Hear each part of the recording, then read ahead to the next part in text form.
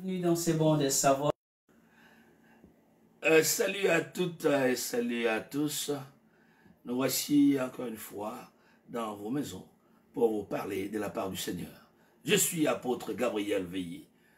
Eh bien, pour aujourd'hui, nous allons tourner nos Bibles dans les livres de 1 Thessaloniciens au chapitre 5, du verset 16 au verset 18. 1 Thessaloniciens, chapitre 5, 16 à 18. La Bible dit au verset 16, « Soyez toujours joyeux ». Et le verset 17 nous dit « Priez sans cesse ». Le verset 18 ajoute « Rendez grâce à Dieu en toutes choses, car telle est la volonté de Dieu pour vous ». Eh bien, le Paul, l'apôtre qui écrit cette épître, l'adressant aux Thessaloniciens, s'est trouvé lui-même en prison. C'est en une période noire de sa vie. Il n'est pas libre, il est captif, mais en pleine captivité, alors que tout est sombre, alors qu'il se trouve entre les quatre murs. Il écrit cette lettre disant « Soyez toujours joyeux, soyez toujours joyeux ». Donc peu importe les circonstances, peu importe l'endroit où on se trouve, peu importe ceux par lesquels on passe, eh bien nous sommes exhortés à être toujours joyeux. Toujours joyeux.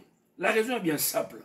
Néhémie chapitre 8, verset 10 nous dit « La joie du Seigneur, c'est votre force. » Donc vous n'êtes pas fort en étant triste. La tristesse abat votre esprit. La tristesse vous décourage. La tristesse vous paralyse.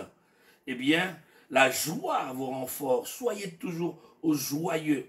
Donc être joyeux est un choix. Donc ce n'est pas un produit des circonstances. On doit choisir d'être joyeux. Le même Paul, dans les livres des Philippiens, écrit, il dit ceci au chapitre 4, verset 4, il dit « Réjouissez-vous toujours dans le Seigneur ». Toujours, toujours dans le Seigneur. Je le répète, toujours. La joie du chrétien n'est pas dépendante des circonstances dans lesquelles il vit. Il dépend de la source de la joie à laquelle il est attaché, qui est Jésus-Christ de Nazareth. N'est-ce pas merveilleux? Eh bien, le secret pour être joyeux toujours, eh bien, il faut prier. Prier sans cesse. Prier constamment. La prière n'est pas une formulation de mots. La prière est une attitude. La prière est un style de vie. Priez toujours, priez sans cesse, constamment. En silence, priez. On ouvre la Bible, priez. Dans les pensées, priez. Sans cesse. Soyez constamment en communion avec Dieu, l'auteur, la source de la joie.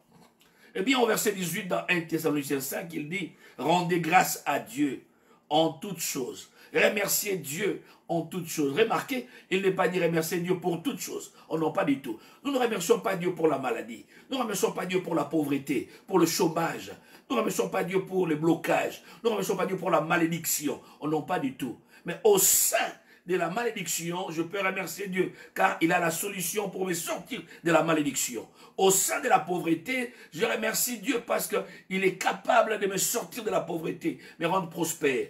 Au sein des blocages, il est capable de m'affranchir. Donc, je remercie Dieu, je le loue dans la circonstance et non pour la circonstance. Eh bien, il y a une différence. Remercier pour et remercier en.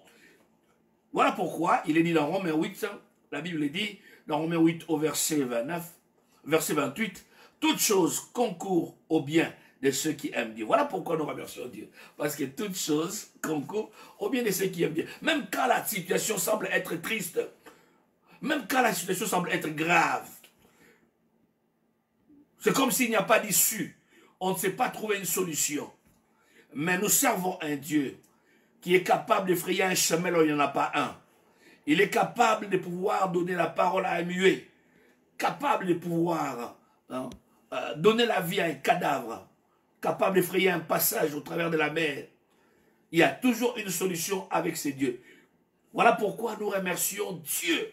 Nous lui disons merci dans cette circonstance. Merci, merci. Je ne comprends pas, merci. Quand je comprends, merci. Quand ça marche, merci. Quand ça ne marche pas, merci. Pourquoi? Nous savons que celui en qui nous avons cru, il nous aime.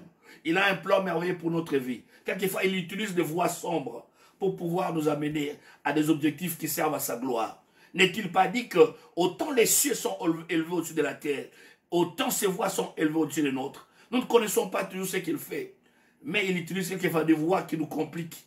Mais l'essentiel, c'est la fin de toutes choses. L'essentiel, c'est là où il nous amène. il nous amène à l'endroit où nous allons dire gloire à Dieu. Eh bien, remerciez Dieu.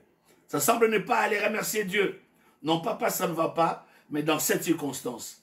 Dieu vous aime.